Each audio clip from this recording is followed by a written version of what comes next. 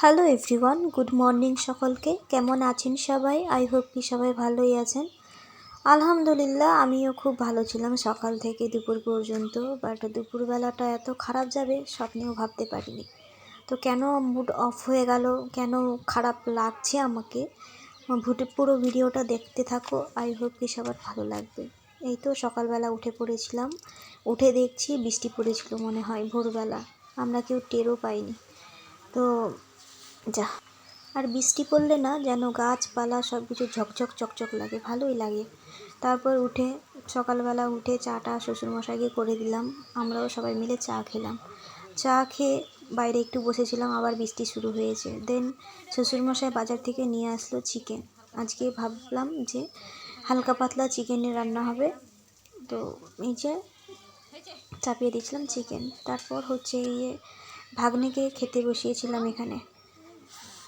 আমি যদি নিজেই থাকতাম তাহলে হয়তো এরকম একটা দুর্ঘটনা আমার সাথে ঘটতো না। তো দেখো ভিডিওটি কি ঘটনা ঘটলো তোমরা নিজেই দেখতে পাবে।